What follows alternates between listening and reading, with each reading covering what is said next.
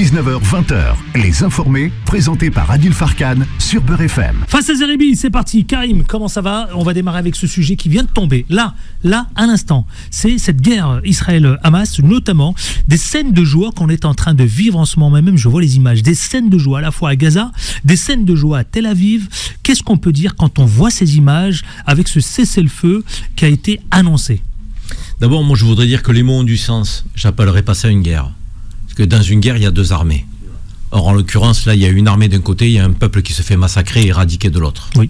Donc, déjà, il faut expliquer et dire la situation que subit le peuple palestinien, non pas depuis des mois, mais depuis des années, des décennies.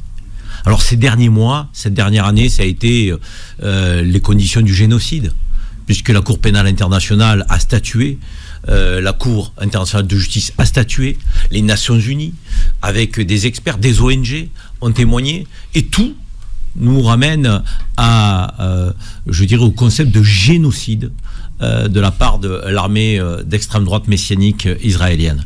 Alors, ce cessez-le-feu ce soir, c'est une bonne nouvelle pour les Gazaouis, c'est une bonne nouvelle pour les Palestiniens, qui ne cessaient d'être bombardés, déplacés, depuis des mois et des mois. En Cisjordanie, la colonisation continue, les expropriations aussi. Donc ça veut dire que on est loin et très loin d'avoir atteint, je dirais, la situation que nous aimerions. Lorsque on est pour l'autodétermination des peuples, pour le respect du droit international, pour un État palestinien, on est très très loin. Là, on va simplement donner un moment de répit au peuple palestinien et notamment aux Gazaouis. C'est fondamental, tu vas me dire, parce qu'on est dans l'urgence absolue, avec des bombardements qui continuaient, même si les médias français n'en parlent plus ou n'en parlent pas, les massacres continuaient.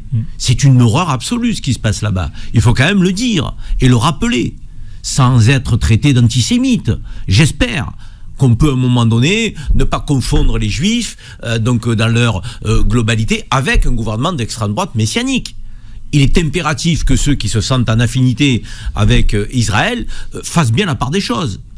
Nous ne sommes en rien antisémites, en revanche nous condamnons cette politique d'extrême droite messianique qui est mortelle et qui a fait des milliers de morts, de blessés, d'enfants amputés, opérés sans anesthésie, avec, je dirais, un demi-calmant parfois. Quand on a des témoignages d'ONG Adil, c'est l'inhumanité la plus totale. Après, on nous parle de pays démocratiques.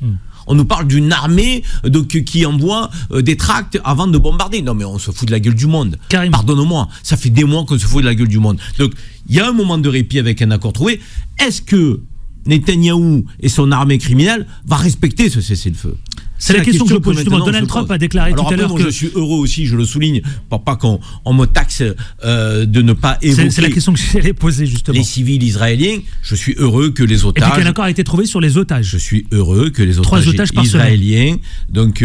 qui font partie de la société civile israélienne, rejoignent leur famille. J'espère qu'ils sont indemnes, qu'ils sont en bonne santé, qu'ils ne seront pas traumatisés à vie par ce qu'ils ont vécu. Mais encore une fois, reprenons la situation de cette partie du monde là où nous devons la reprendre. Tout n'a pas démarré le 7 octobre.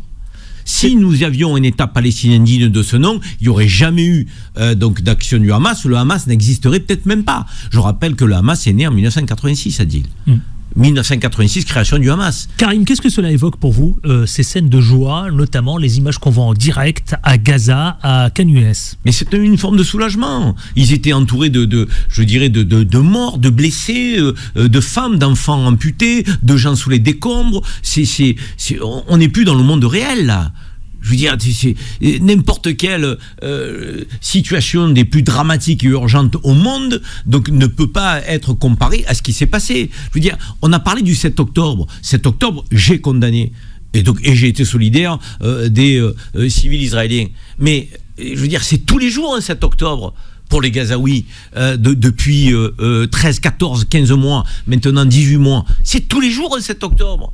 Donc quand on n'accepte pas un 7 octobre, comment on peut accepter en 18 mois, tous les jours un 7 octobre? Il faut m'expliquer, moi. À moins est-ce qu'on considère que certains sont des sous-hommes, des sous-humains, et d'autres, je dirais, des humains qui doivent être ultra protégés. Non, la vie d'un Israélien vaut la vie d'un Palestinien. La vie d'un Palestinien vaut la vie d'un Israélien. C'est la vie d'un humain dont on parle. Et ce que nous souhaitons, nous, Français, de toute origine, j'espère, de toute confession, je l'espère, c'est 2 États qui vivent côte à côte en toute sécurité.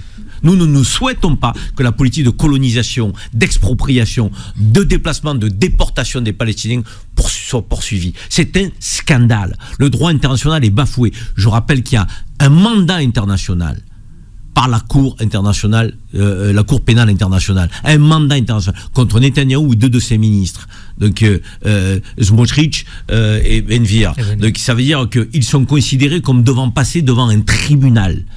Parce qu'ils ont commis des crimes de guerre, des crimes contre l'humanité. Ils ont commis un génocide. Il faut le dire. Et à un moment donné, il faut que justice soit faite. Sinon, on ne peut plus croire à aucune justice. Voilà. Moi, les Nations Unies, je veux dire, ils sont bien gentils avec leurs déclarations et leurs résolutions. Il y a des centaines de résolutions qui n'ont pas été respectées par Israël.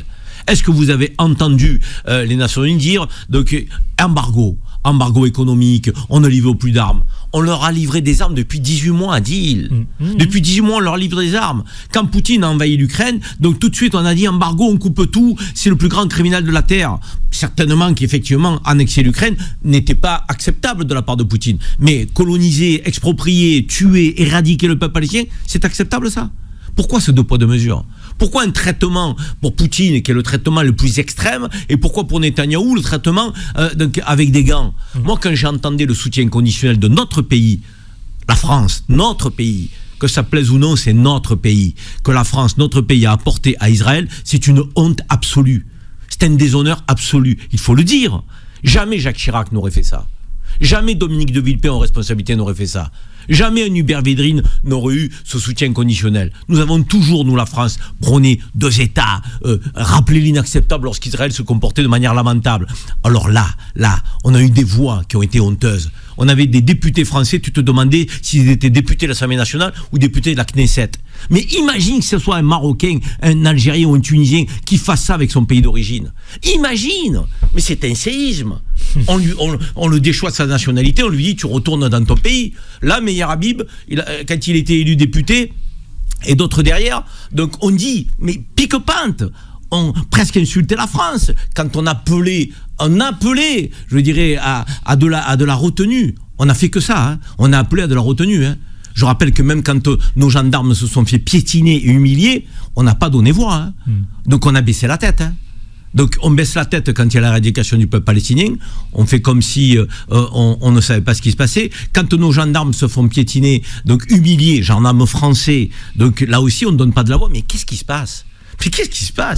Je veux dire, on a des humains qui ne sont pas égaux donc sur cette planète. Alors on n'est pas naïf, on le sait, qu'il y a des puissants donc, et des peuples opprimés, mais quand même, Adil, il y a un minimum. Je veux dire, on ne sait même pas combien se monte le nombre de morts à Gaza en réalité. Et c'est pas le Hamas, c'est Lancet.